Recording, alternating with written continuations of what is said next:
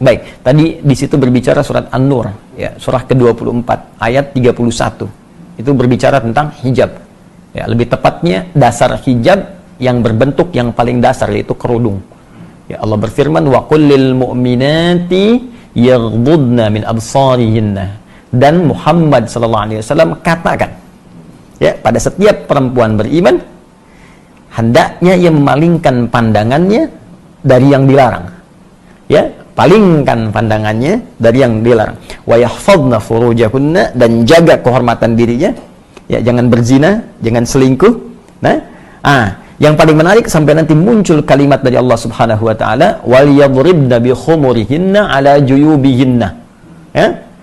Ya, kata Allah sebelumnya, wala yubdina illa ma dhahara minha, ya, jangan menampakkan tampilan dirinya kecuali yang tampak saja. Ada yang menafsirkan nanti wajah dengan telapak tangan.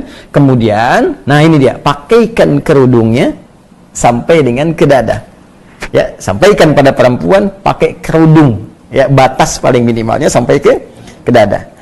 Kalimat Qur'annya ini berbunyi katakan, sampaikan. Kemudian jangan. Ya. Kemudian perintahkan untuk melakukan. Jadi bahasa Qur'annya itu kalimatnya, qul, katakan. Ya. Kemudian hendaklah.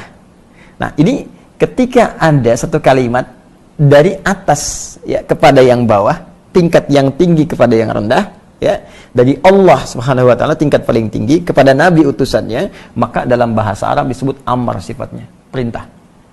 So gini, saya pimpinan di perusahaan nih, ya. Anda karyawan. Saya katakan begini misalnya, tolong ke bawah, ya, baik, ambil teh di bawah, baik, maka sifatnya apa? Perintah kan? Tapi kan saya nggak katakan wajib, tidak kan? Saya katakan perintah, tolong ke bawah, ambil teh.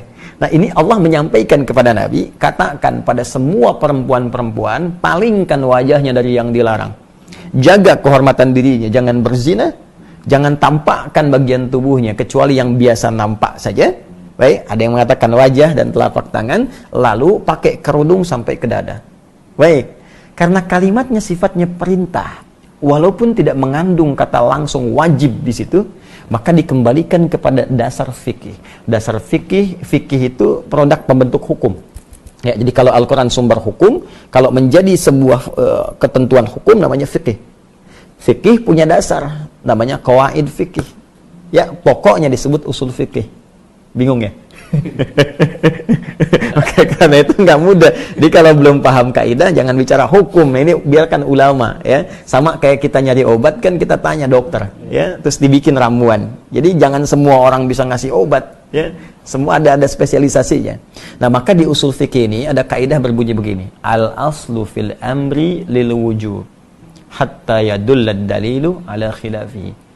Ya, asal makna sebuah perintah itu mengandung hukum wajib. Jadi tidak harus kalimatnya langsung berkata, saya wajibkan. Muhammad katakan pada umatmu, saya wajibkan. Tidak. Jadi setiap ada unsur perintah, ya, maka sifatnya wajib. Setiap ada unsur larangan, jangan. Jangan itu kan perintah untuk meninggalkan, disebut larangan. Perintah mengerjakan, perintah meninggalkan. Perintah meninggalkan disebut nahyun, larangan. Perintah mengerjakan disebut amrun, lakukan. Ya, maka sepanjang ada kalimat dari Allah, kerjakan, lakukan, itu sifatnya perintah. Maka dalam kaidah dasar fikih, dasar hukum Islam, jika ada nada perintah, maka sifatnya wajib.